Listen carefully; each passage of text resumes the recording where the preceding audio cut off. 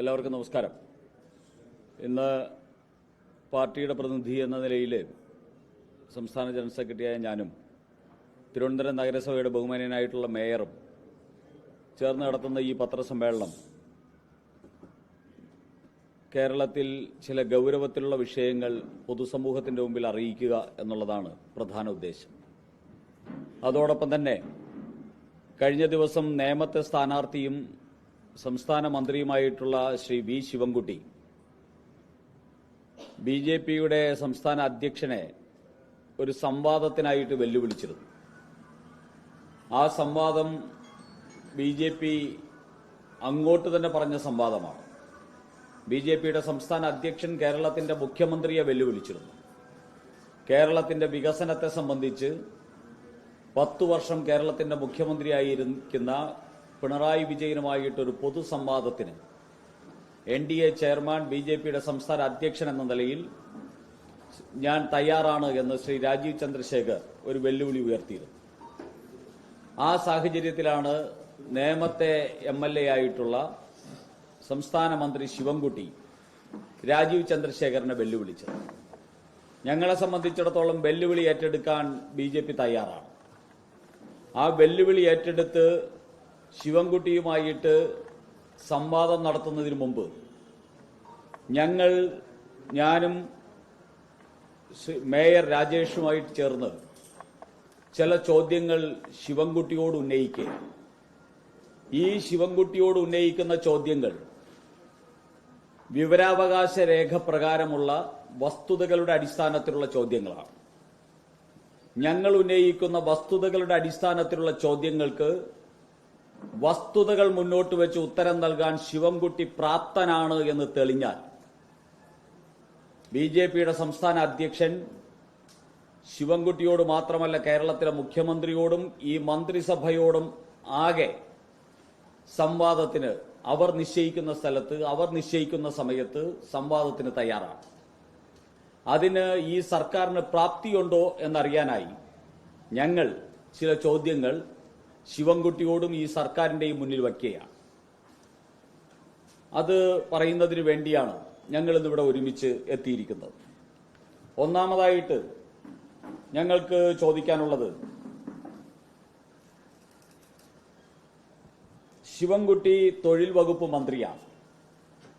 തൊഴിൽ വകുപ്പുമായിട്ട് ബന്ധപ്പെട്ട് 2899.35 കോടി രൂപ വിവിധ തൊഴിലാളി ക്ഷേമ നിധികൾക്ക് ആ ക്ഷേമനിധി ബോർഡുകളിൽ നിന്ന് 2899.35 കോടി രൂപ വകമാറ്റി ചിലവഴിച്ചതായിട്ട് ഞങ്ങൾക്ക് 18/3/2026 കിട്ടിയ വിവരാവകാശ രേഖ പ്രകാരം 18/3/2026 കിട്ടിയ വിവരാവകാശ രേഖ പ്രകാരം ശിവൻകുട്ടി പാവപ്പെട്ട തൊഴിലാളികളുടെ അവർക്ക് ക്ഷേമ പദ്ധതികൾക്ക് വേണ്ടി ക്ഷേമ പെൻഷനു വേണ്ടി ലഭിച്ച 2899.35 കോടി രൂപ വകമാറ്റി ചെലവഴിച്ച് തൊഴിലാളി ദ്രോഹിയാണ് താങ്കൾ, തൊഴിൽ വകുപ്പ് മന്ത്രിയായിട്ടുള്ള ശിവൻകുട്ടി തൊഴിൽ വകുപ്പ് മന്ത്രിയല്ല തൊഴിലാളി ദ്രോഹ മന്ത്രിയാണ് എന്ന് തെളിയിച്ചിരിക്കുകയാണ്. ഒരു തൊഴിലാളിയുടെ മകനാണ് ഞാനെന്ന് പറഞ്ഞ് കേരളത്തിലെ മുഖ്യമന്ത്രിയായിരിക്കുന്ന ശ്രീ പിണറായി വിജയൻ അദ്ദേഹത്തിന്റെ തൊഴിൽ വകുപ്പ് മന്ത്രിയും അദ്ദേഹവും ചേർന്ന് നടത്തിയിരിക്കുന്ന ഈ തൊഴിലാളി ദ്രോഹ പ്രവൃത്തിയെ സംബന്ധിച്ച് കേരളത്തിലെ തൊഴിലാളി വർഗത്തിനോട് മാപ്പ് പറയാൻ തയ്യാറാകണം എന്നുള്ളതാണ് ബിജെപി ആദ്യം ഉന്നയിക്കുന്ന ചോദ്യവും ബിജെപിയുടെ ആവശ്യവും. രണ്ടാമതായി, കഴിഞ്ഞ 10 വർഷം കൊണ്ട് ഹെൽത്ത് ഇൻഫ്രാസ്ട്രക്ചർ ഡെവലപ്മെന്റിന്റെ ഭാഗമായി 10,605.72 കോടി രൂപ, അതുകൂടാതെ മെയിന്റനൻസിന് വേണ്ടി 2048.95 കോടി രൂപ കേന്ദ്ര സർക്കാർ ഈ കേരളത്തിന് നൽകിയിട്ടുണ്ട്. ഈ പണം എന്തിനു വിനിയോഗിച്ചു എന്ന് സംസ്ഥാന സർക്കാർ വ്യക്തമാക്കണം. നേമം നിയോജക മണ്ഡലത്തിൽ ശാന്തിവിളയിൽ പ്രവർത്തിക്കുന്ന നേമം താലൂക്ക് ആശുപത്രി, ആ താലൂക്ക് ആശുപത്രിയിൽ പോലും അടിസ്ഥാന സൗകര്യമുണ്ടാക്കാൻ ശിവൻകുട്ടി തിരുവനന്തപുരത്ത് നിന്നുള്ള മന്ത്രിയായിട്ടുള്ള ശിവൻകുട്ടിക്ക് സാധിച്ചിട്ടില്ല. കേരളത്തിലെ ആരോഗ്യ മേഖല സമ്പൂർണമായിട്ടും തകർന്നടിഞ്ഞിരിക്കുകയാണ്. ആരോഗ്യ മേഖലയുടെ തകർച്ചയെ സംബന്ധിച്ച് കൂടുതൽ വിശദീകരിക്കേണ്ട ആവശ്യമൊന്നുമില്ല. കൂട്ടിരിപ്പുകാർ ആശുപത്രി കെട്ടിടം ഇടിഞ്ഞു വീണ് മരിക്കുന്ന അതിദയനീയമായ സന്ദർഭം ഉൾപ്പെടെ ഉണ്ടായിട്ടുള്ള കേരളമാണ്. അപ്പോൾ ഏകദേശം 13,000 കോടി രൂപയോളം കേന്ദ്ര സർക്കാർ ഇത്തരത്തിലുള്ള ഹെൽത്ത് ഇൻഫ്രാസ്ട്രക്ചർ ഡെവലപ്മെന്റിന് വേണ്ടി കേരളത്തിൽ അനുവദിച്ചിട്ട് അതൊക്കെ തന്നെ വകമാറ്റി ചെലവഴിക്കുകയും അട്ടിമറിക്കുകയും ചെയ്ത സർക്കാർ അത് ഈ പിണറായി വിജയൻ സർക്കാരാണ്. വി ശിവൻകുട്ടി മന്ത്രിസഭാ അംഗമായിട്ടുള്ള സർക്കാരാണ് ഇത് അട്ടിമറിച്ചിരിക്കുന്നത്. ഇത് മാത്രമല്ല, 70 കഴിഞ്ഞവർക്ക് വേണ്ടിയുള്ള ഹെൽത്ത് കാർഡ് ഇന്ത്യയിൽ നടപ്പാക്കാത്ത 3-4 സംസ്ഥാനങ്ങളിൽ ഒന്ന് കേരളമാണ്. അത് വരുമാന ഭേദമില്ലാതെ വരുമാനം കുറഞ്ഞവർക്കും വരുമാനം കൂടിയവർക്കും 70 കഴിഞ്ഞിട്ടുണ്ടെങ്കിൽ എല്ലാവർക്കും 5 ലക്ഷം രൂപ മിനിമം ലഭിക്കുന്ന ഹെൽത്ത് കാർഡ്, അത് നരേന്ദ്രമോദി സർക്കാരിന്റെ പദ്ധതിയാണ്. ആ പദ്ധതി കേരളത്തിൽ അട്ടിമറിക്കപ്പെട്ടിരിക്കുകയാണ്. ഇതുപോലെ നിരവധി പദ്ധതികൾ കേരളത്തിലെ ആരോഗ്യ മേഖലയിൽ കേന്ദ്ര സർക്കാർ ഫണ്ട് അനുവദിച്ചിട്ട് എന്തുകൊണ്ട് നിങ്ങൾ ആരോഗ്യ മേഖലയിൽ അത് നടപ്പാക്കിയില്ല? എന്തുകൊണ്ട് 70 കഴിഞ്ഞവർക്ക് വേണ്ടിയുള്ള ഹെൽത്ത് കാർഡ് ഈ കേരളത്തിൽ നടപ്പാക്കിയില്ല? ഇതിനും ഈ കേരളത്തിലെ ജനതയോട് ഉത്തരം പറയുവാൻ ഈ സർക്കാരിന് ബാധ്യതയുണ്ട്. കേന്ദ്ര സർക്കാർ കേരളത്തിലേക്ക് നൽകിയിട്ടുള്ള 10,605.7 കോടി രൂപയുടെ ഹെൽത്ത് ഇൻഫ്രാസ്ട്രക്ചർ ഡെവലപ്മെന്റിന്റെ ഫണ്ടിനെ സംബന്ധിച്ചുള്ള വിവരാവകാശ രേഖയും അതോടൊപ്പം തന്നെ 2048.95 കോടി രൂപയുടെ മെയിന്റനൻസിന് വേണ്ടിയുള്ള വിവരാവകാശ രേഖയും ഇന്ന് BJP പൊതുസമൂഹത്തിന്റെ മുമ്പിൽ അവതരിപ്പിക്കുകയാണ്. ഇതിനുത്തരം പറയാൻ ഞങ്ങളെ സംവാദത്തിന് വിളിച്ച ശിവൻകുട്ടിയും അതോടൊപ്പം തന്നെ കേരളത്തിലെ മുഖ്യമന്ത്രിയും തയ്യാറാണ്.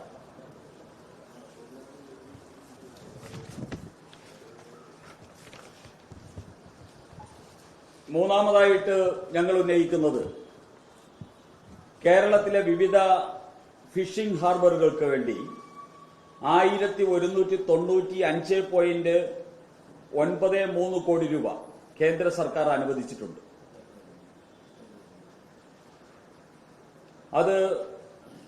ഇതിൽ 177 കോടി രൂപ മുതലപ്പൊഴി ഹാർബറിന് മാത്രം അനുവദിച്ചതായിട്ട് ഉള്ള വിവരാവകാശ രേഖ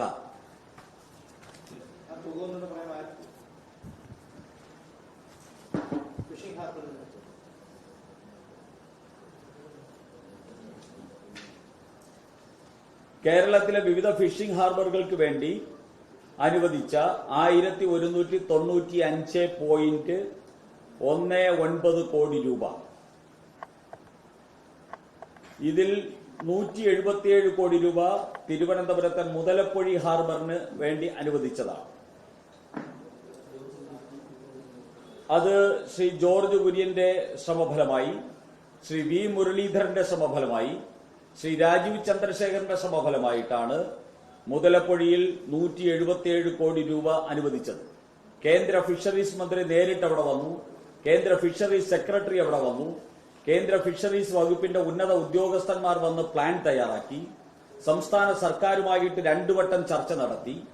അതിനുശേഷമാണ് 177 കോടി രൂപ ഈ മുതലപ്പൊഴി ഹാർബറിന് അനുവദിച്ചത്. അത് അനുവദിച്ചതിന് ശേഷം ഇന്നും അവിടുത്തെ പാവപ്പെട്ട മത്സ്യത്തൊഴിലാളികൾക്ക് അപകടമുണ്ടാകുന്നു. അവരുടെ ജീവൻ, അതിനുശേഷവും മരണം അവിടെ സംഭവിച്ചിരിക്കുന്നു. ആ പഞ്ഞമാസത്തിൽ മത്സ്യത്തൊഴിലാളികൾക്ക് പഞ്ഞമാസത്തെ അതിജീവിക്കാനായി കേന്ദ്ര സർക്കാർ 116.25 കോടി രൂപ ഇവിടെ ഈ കേരളത്തിൽ അനുവദിച്ചു. അതൊന്നും തന്നെ മത്സ്യത്തൊഴിലാളികൾക്ക് കൊടുക്കാൻ ഈ സംസ്ഥാന സർക്കാർ തയ്യാറായിട്ടില്ല. അതുപോലെ തന്നെ മുതലപ്പൊഴി ഹാർബറിനെ സംരക്ഷിക്കാനും അവിടുത്തെ മത്സ്യത്തൊഴിലാളികളുടെ ജീവൻ സംരക്ഷിക്കാനും ഈ സർക്കാർ സമ്പൂർണ്ണമായിട്ടും പരാജയപ്പെട്ടിരിക്കുന്നു. മാത്രമല്ല ചെല്ലാനം കടൽഭിത്തി നിർമ്മാണത്തിന് 115.21 കോടി രൂപ അത് കേന്ദ്രം നൽകി. ആ പദ്ധതിയും പൂർത്തിയാക്കാനും നടപ്പിലാക്കാനും സംസ്ഥാന സർക്കാർ ഇതുവരെ തയ്യാറായിട്ടില്ല. തീരദേശ മേഖലയോടും അതോടൊപ്പം തന്നെ മത്സ്യത്തൊഴിലാളികളോടും നൂറുകണക്കിന് കോടി രൂപ സംസ്ഥാന സർക്കാരിന് കേന്ദ്ര സർക്കാർ നൽകിയിട്ടും ഈ സംസ്ഥാന സർക്കാർ ചിറ്റമ്മ നയമാണ് കാണിക്കുന്നത്. അവരുടെ ജീവൻ തന്നെ ഭീഷണിയായിരിക്കുന്ന സന്ദർഭങ്ങളിൽ പോലും കേന്ദ്രം നൽകിയ ഫണ്ട് വിനിയോഗിക്കുന്നില്ല, നടപ്പാക്കുന്നില്ല എന്നുള്ളതാണ് ഇതിൽ നിന്ന് വ്യക്തമാകുന്നത്. ഈ 3 കാര്യങ്ങൾ ഞാനിവിടെ സൂചിപ്പിച്ചു. മറ്റു ചില കാര്യങ്ങൾ മേയർ ശ്രീ വി രാജേഷോട് സൂചിപ്പിക്കും.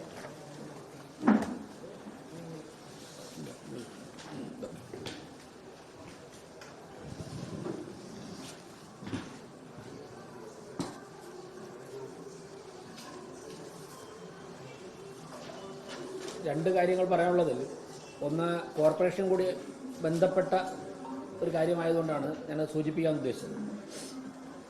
സംസ്ഥാന ജനറൽ സെക്രട്ടറി പറഞ്ഞതിന് പുറമെ ഇപ്പോൾ KAL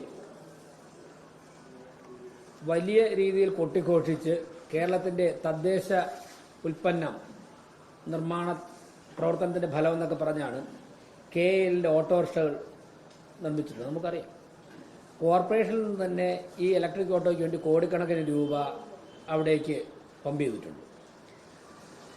ഞങ്ങൾക്ക് കിട്ടിയ രേഖകൾ പ്രകാരം ആകെ അവിടെ നിന്ന് നിർമ്മിച്ചത് 452 ഓട്ടോറിക്ഷകളാണ്. അതോടുകൂടി അത് പൂട്ടുകയും ചെയ്തു. അവസാനത്തെ 458ാമത്തെ ഓട്ടോറിക്ഷ നിർമ്മിച്ച് 53ാമത്തെ പണി എന്ന് പറഞ്ഞാൽ അത് പൂട്ടൊക്കെ വരുന്നു, അത് പൂട്ടുകയും ചെയ്തു. ആ സ്ഥാപനം നിർമ്മിച്ച ചെലവില്ലാതെ നടന്ന ഓട്ടോറിക്ഷ, ആ സ്ഥാപനം വലിയ സാമ്പത്തിക പ്രതിസന്ധിയിലായ സമയത്ത് കോർപ്പറേഷന്റെ ഫണ്ട് അങ്ങോട്ട് ഡൈവേർട്ട് ചെയ്ത് ആ ഓട്ടോ വാങ്ങി കോർപ്പറേഷനിലെ ആൾക്കാരുടെ മുകളിൽ കെട്ടിവെക്കുകയായിരുന്നു. ഈ ഓട്ടോറിക്ഷകൾ ഒരെണ്ണം പോലും ഇപ്പോൾ ഓടുന്നില്ല. 3 മാസത്തിനപ്പുറം ഒരു ദിവസം ഇതിൽ ഒരു ഓട്ടോറിക്ഷ ഓടിയിട്ടില്ല.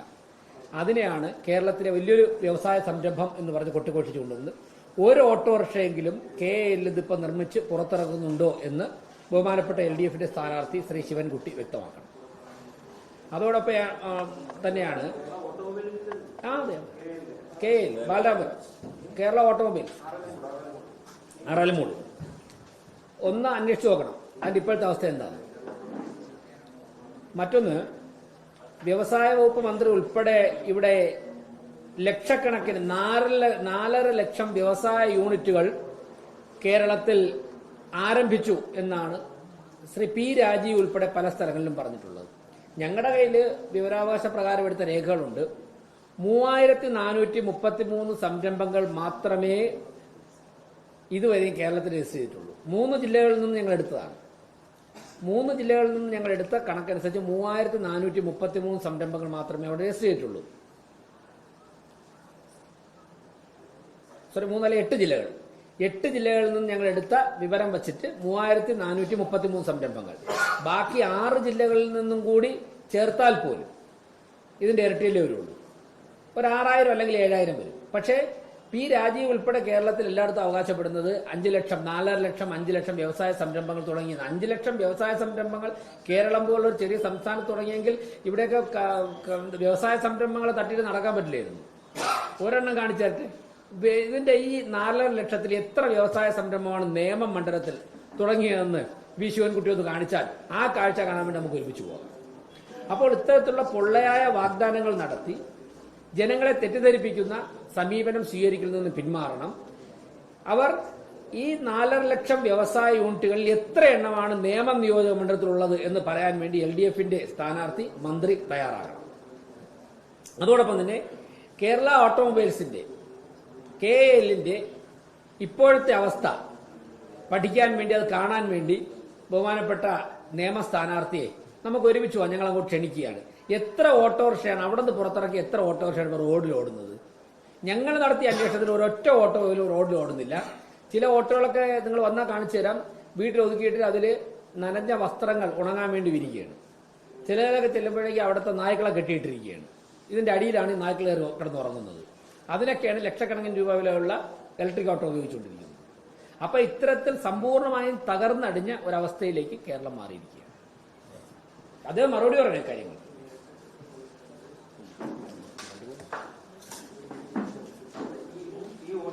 ആ കോർപ്പറേഷൻ വഴി അതായത് സ്മാർട്ട് സിറ്റി പദ്ധതിയിൽ ഹരിത നഗരം എന്നുള്ള കാറ്റഗറിയിൽ നമുക്ക് ഫണ്ട് ചെലവാക്കാം. അപ്പൊ കോർപ്പറേഷൻ സ്മാർട്ട് സിറ്റി പദ്ധതിയിൽ ഉണ്ടായിരുന്ന ഫണ്ട് ഇവിടേക്ക് ഡൈവേർട്ട് ചെയ്ത് അന്വേഷണത്തിൽ നിന്ന് മനസ്സിലാക്കാൻ സാധിച്ചത് അവിടുത്തെ വലിയൊരു സാമ്പത്തിക പ്രതിസന്ധി ഉണ്ടായിരുന്നു. അന്ന് അതിന്റെ തലപ്പത്ത് ആരായിരുന്നു എന്ന് അന്വേഷണം നടത്തിയാൽ അറിയാൻ സാധിക്കും. ഈ നിയമത്തെ LDF സ്ഥാനാർത്ഥിയായിട്ടുള്ള കണക്ഷൻ എന്താണ്? അന്ന് സാമ്പത്തിക പ്രതിസന്ധിയിലായിരുന്ന ആ സ്ഥാപനത്തെ കരകയറ്റാൻ വേണ്ടി കോർപ്പറേഷനിൽ നിന്നുണ്ടായിരുന്ന കോടിക്കണക്കിന് രൂപ അവിടേക്ക് കൊടുക്കുകയും അതിന്റെ അടിസ്ഥാനത്തിൽ കുറെ ഇലക്ട്രിക് ഓട്ടോ ഇങ്ങോട്ട് വാങ്ങുകയും ചെയ്തു. ആ ഇലക്ട്രിക് ഓട്ടോകൾ ഒരെണ്ണവും 3 മാസത്തിനപ്പുറം ഓടിയിട്ടില്ല. കോർപ്പറേഷന്റെ ജനങ്ങൾക്ക് കൊടുത്തു. ഒരു സ്കീമുണ്ട്, ആ സ്കീമിൽ പെടുത്തി ജനങ്ങൾക്ക് കൊടുത്തു. ആ ഓട്ടോ എല്ലാം വാങ്ങിച്ചുകൊണ്ട് വീടിന്റെ സ്ഥലം മെനക്കെടുത്തി അവിടെ ഇട്ടിട്ടുണ്ട്. ആകെ 1 സെന്റിലേക്കാണ് ഒരു വീടുള്ളൂ. അതിൽ 1/4 സെന്റ് ഓട്ടോറിക്ഷ പാർക്ക് ചെയ്യും. അതുകൊണ്ട് ഒരു 10 പൈസ ഗുണമില്ല.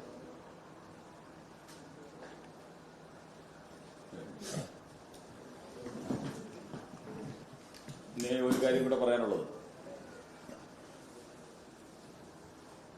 ഇവിടെ കേരളത്തിൽ ന്യൂനപക്ഷം എന്ന് പറഞ്ഞാൽ SDPയും ജമാഅത്തെ ഇസ്ലാമിയോ. ക്രിസ്ത്യൻ ന്യൂനപക്ഷത്തിന് ന്യൂനപക്ഷ അവകാശത്തിൽ 20% അധികാരമേ ഉള്ളൂ എന്ന് നേരിട്ടും അല്ലാതെയും പ്രത്യക്ഷത്തിലും പരോക്ഷത്തിലും തെളിയിച്ച ഭരണകൂടങ്ങളാണ് ഇടതുപക്ഷത്തിന്റെയും വലതുപക്ഷത്തിന്റെയും ഭരണകൂടം. ന്യൂനപക്ഷം എന്ന് പറഞ്ഞാൽ മുസ്ലിം പോലുമല്ല.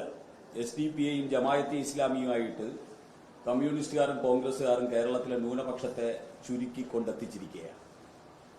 ഇവിടെ അങ്ങനെ കൊണ്ടെത്തിച്ച ഈ സർക്കാർ ഇവിടുത്തെ ന്യൂനപക്ഷത്തിനു വേണ്ടി എന്തു ചെയ്തു എന്നുള്ളതും കൂടി കേരളം അറിയണം. ഇവിടെ 2021-26 കാലയളവിൽ കേന്ദ്ര സർക്കാർ 19 കേന്ദ്ര ന്യൂനപക്ഷ ക്ഷേമ വകുപ്പ് 19 പദ്ധതികളിലായിട്ട് 130 കോടി രൂപ അനുവദിച്ചു. ഈ കാലയളവിൽ 19 പദ്ധതികൾ, ന്യൂനപക്ഷ ക്ഷേമ വകുപ്പ് 19 പദ്ധതികളിലായിട്ട് 130 കോടി രൂപ അനുവദിച്ചു. ഇതിൽ 19 പദ്ധതികളിൽ 8 എണ്ണം കേരളം നടപ്പാക്കി. 5 എണ്ണം ഇപ്പോഴും പാതി വഴിയിലാണ്. 6 എണ്ണം പിണറായി സർക്കാർ ഉപേക്ഷിച്ചു. ഫണ്ട് ലാപ്സാവുകയോ വകമാറ്റി ചെലവഴിക്കുകയോ ചെയ്തു. ഇതാണ് ന്യൂനപക്ഷ കാര്യത്തിന്റെ കാര്യത്തിൽ കേന്ദ്ര സർക്കാർ നൽകിയ പണം, ഇവിടുത്തെ സർക്കാരിന്റെ വിനിയോഗം. ഇവിടെ ഇത് പറയുന്ന സമയത്ത് ഇപ്പോ VD സതീശൻ ഒരു പ്രസ്താവനയുമായിട്ട് രംഗത്ത് വന്നിട്ടുണ്ട്. ഇന്ന് രാവിലെ BJPയുടെ സംസ്ഥാന അധ്യക്ഷൻ കേരളത്തിൽ കോൺഗ്രസ് മുസ്ലിം ലീഗിന്റെ അടിമപ്പണി ചെയ്യുകയാണെന്നും മുസ്ലിം ലീഗിന് കേരളത്തിന്റെ ഉപമുഖ്യമന്ത്രിയും 6 മന്ത്രിസഭാ അംഗങ്ങളെയും നൽകുന്ന രീതിയിൽ ഒരു ഡീലുണ്ട് എന്ന് കേരളത്തിന്റെ പൊതുസമൂഹത്തോട് പറഞ്ഞു. അങ്ങനെ മുസ്ലിം ലീഗിന് കേരളത്തിലെ ഉപമുഖ്യമന്ത്രി സ്ഥാനവും 6 മന്ത്രിമാരെയും നൽകുമെന്നുള്ള ഡീല് BJP സംസ്ഥാന പ്രസിഡന്റ് പുറത്തുവിട്ടപ്പോൾ VD സതീശൻ പറയുകയാണ്, അത് ഞങ്ങളുടെ മുന്നണിക്കകത്തുള്ള കാര്യമാണ്, അത് രാജീവ് ചന്ദ്രശേഖർ ഇടപെടേണ്ടതില്ല എന്ന് പറഞ്ഞതായിട്ടാണ് അറിയുന്നത്. എനിക്ക് ബഹുമാന്യനായിട്ടുള്ള പ്രതിപക്ഷ നേതാവ് VD സതീശനോട് പറയാനുള്ളത്, കേരളത്തെ മുസ്ലിം ലീഗിന് അടിമപ്പെടുത്തുന്നത് നിങ്ങളുടെ മുന്നണിയുടെ പ്രശ്നമല്ല. നിങ്ങൾ മുസ്ലിം ലീഗിനെ ഇന്ന് ജമാഅത്തെ ഇസ്ലാമി കയ്യേറിയിരിക്കുന്നു, അതോടൊപ്പം തന്നെ SDPI കയ്യേറിക്കൊണ്ടിരിക്കുന്നു. ഇന്ന് മുസ്ലിം ലീഗിന് കേരളത്തിലെ ഉപമുഖ്യമന്ത്രി സ്ഥാനവും മന്ത്രിസ്ഥാനവും കൊടുക്കാനുള്ള ഡീല് നിങ്ങൾ ഉണ്ടാക്കുന്നത് ഈ കേരളത്തിലെ മതേതരത്വത്തിനെ നഷ്ടപ്പെടുത്തും. മതേതരത്വത്തിന് ദോഷമാണ്, കേരളത്തിന്റെ വികസനത്തിന് അപകടമാണ്, കേരളത്തിലെ മാനവികതയ്ക്കെതിരാണ്. അതുകൊണ്ട് മുസ്ലിം ലീഗിന് കേരളത്തെ തീറെഴുതി കൊടുക്കുന്ന കാര്യം VD സതീശന്റെ സ്വകാര്യ കാര്യമല്ല, വലതു മുന്നണിയുടെ ആഭ്യന്തര വിഷയവുമല്ല. ഇത് കേരളത്തിലെ പൊതുസമൂഹത്തിന്റെ ഏറ്റവും ഗൌരവത്തിലുള്ള വിഷയമാണ്. നിങ്ങൾ ഇന്ന് മുസ്ലിം ലീഗിന് കൊടുക്കും, നാളെ താലിബാന് കൊടുക്കും, അത് കഴിഞ്ഞാൽ ജമാഅത്തെ ഇസ്ലാമിക്ക് കൊടുക്കും. അങ്ങനെ നിങ്ങൾക്ക് ഇഷ്ടപ്പെടുന്നവർക്ക് ദാനം കൊടുക്കാനുള്ളതല്ല കേരളത്തിലെ മതേതരത്വവും കേരളത്തിന്റെ പൊതു സാഹചര്യവും എന്ന് വി.ഡി. സതീശനെ ഓർമ്മിപ്പിക്കാൻ ഞാൻ ആഗ്രഹിക്കുകയാണ്. അതുകൊണ്ട് ഞങ്ങൾ ഇനിയും കേരളത്തിൽ ഈ വിഷയം ഉയർത്തും. ഇത് UDFന്റെ ആഭ്യന്തര പ്രശ്നമല്ല, ഇത് കേരള പൊതുസമൂഹത്തിന്റെ പ്രശ്നം തന്നെയാണ്.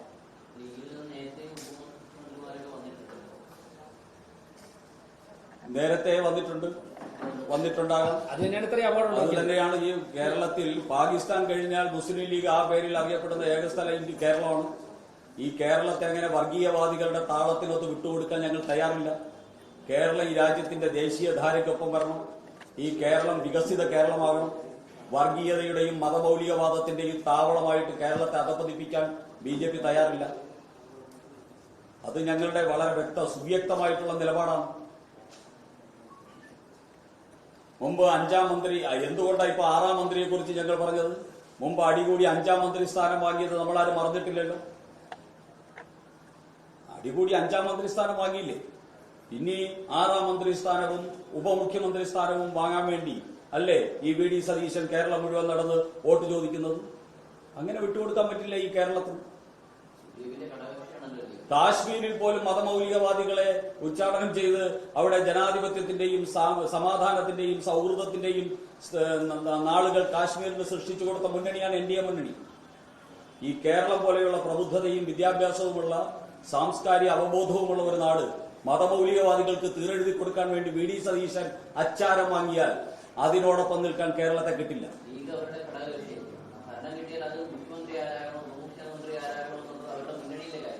അതെ, ഭരണം കിട്ടരുതല്ലോ. രാജ്യത്തെ മതമൗലികവാദികൾക്ക് തീരെഴുതാൻ വേണ്ടി ഭരണം കൊടുക്കാൻ അത്ര വിഡ്ഢികളാണോ കേരളത്തിലെ ജനത? അതുകൊണ്ട് ഭരണം കൊടുക്കരുതെന്നാണ് ഞങ്ങളുടെ ആവശ്യം. അതായതാണ് കേരളത്തെ അപകടത്തിലാക്കിയെന്നുള്ളതാണ് ഞങ്ങളുടെ പോയിന്റ് അതാ. അന്ന് അനാവശ്യമായിട്ട് അവർക്ക് കൊടുത്ത അവകാശങ്ങളാണ് കേരളത്തെ ഇത്രത്തോളം വർഗീയവാദികളുടെയും പോപ്പുലർ ഫ്രണ്ടിന്റെയും കൂത്തരങ്ങായി മാറ്റിയത്. ഞങ്ങള് ഇതിവിടെ നിർത്തുന്നില്ല.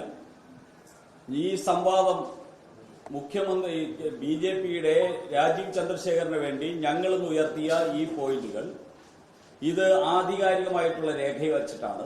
ഈ രേഖ ആർക്കും പരിശോധിക്കാം. ഇനി ശിവൻകുട്ടിക്ക് വേണമെങ്കിൽ അദ്ദേഹത്തിന്റെ ഓഫീസിൽ ഞങ്ങൾ ഈ രേഖ എത്തിച്ചു കൊടുക്കാം. ഈ രേഖയുടെ അടിസ്ഥാനത്തിൽ ഞങ്ങൾ ചോദിച്ച ചോദ്യങ്ങൾക്ക് രേഖാമൂലം കേരളത്തിലെ പൊതുസമൂഹത്തിന് മറുപടി നൽകാൻ ശിവൻകുട്ടിയോ അല്ലെങ്കിൽ കേരളത്തിലെ മന്ത്രിസഭയോ തയ്യാറാണ്. ഞങ്ങളുടെ ചോദ്യവുമായിട്ട് ഞങ്ങൾ ഇനിയും വരും. ഞങ്ങൾ വസ്തുതാപരമായിട്ട് ഉത്തരം നൽകിക്കഴിഞ്ഞാൽ ശ്രീ രാജീവ് ചന്ദ്രശേഖർ നേരിട്ട് വന്നിട്ട് സംവാദത്തിന് നേതൃത്വം നൽകും. ഇല്ലെങ്കിൽ ഞങ്ങളുടെ ചോദ്യങ്ങൾക്ക് ഉത്തരം പറയാൻ ഇനിയും CPM തയ്യാറായിക്കോളൂ. നിങ്ങൾക്ക് ഉത്തരം മുട്ടുന്ന ഒരു കേരളമാണ് വരാൻ പോകുന്നത്. നിങ്ങൾക്ക് ഒരു ചോദ്യത്തിന് ഉത്തരം പറയാൻ കഴിയില്ല എന്ന് പൂർണ്ണമായിട്ട് ഞങ്ങൾക്ക് ബോധ്യമുണ്ട്. കാരണം ഞങ്ങളുടെ ഇരിക്കുന്ന രേഖകളാണ്. വരട്ടെ. ഇന്നിപ്പോ 6 ഞാൻ 6 ചോദ്യം ചോദിച്ചു, അദ്ദേഹം 2 ചോദ്യം അല്ലെ, 5ഉം 2 7 ചോദ്യം. ഇന്ന് 7 വെച്ചു. ബാക്കി നാളെ മറുപടി. കോർപ്പറേഷനിൽ അറിയാലോ, കോർപ്പറേഷനിൽ നിങ്ങൾ ഇതേപോലെ 3 ദിവസം ചോദ്യം ചോദിച്ചു. ആദ്യത്തെ ദിവസം ഒരു പത്രസമ്മേളനം നടത്തി ഉത്തരം പറയാൻ ഒരു പാഴ്ശ്രമം നടത്തി. പിന്നെ രണ്ടാമത് ഉത്തരമില്ലാത്ത CPMനെയാണ് തിരുവനന്തപുരം നഗരത്തിൽ കണ്ടത്. അതിന്റെ റിസൾട്ടാണ് ഈ ഇരിക്കുന്ന മേയർ. അപ്പൊ അതുകൊണ്ട് ഇത് ഞങ്ങൾ അത്തരത്തിൽ തീരുമാനിച്ചാൽ ഉത്തരം മുട്ടുന്ന പിണറായി വിജയൻ സർക്കാരിനെയാണ് ഈ കേരളം ഈ തെരഞ്ഞെടുപ്പിൽ കാണാൻ പോകുന്നത്. വട്ടിയൂർക്കാവ് മണ്ഡലത്തിന് വേണ്ടി നടത്തിയ പ്രചാരണ പരിപാടിയിൽ നിന്ന് ശ്രീലേക്ക് ഉച്ചയ്ക്ക് നടത്തിയ പരിപാടിയിൽ നിന്ന് ഇറങ്ങിപ്പോയത് എന്താണ് അവിടെ സംഭവിച്ചത്? സ്ഥാനാർത്ഥികൾ ഇഷ്ടം പോലെ അപ്പോയിന്റ്മെന്റ് കീ വോട്ടർമാരെ കാണുന്നുണ്ട്. ഇതിലൊക്കെ തിരിച്ചു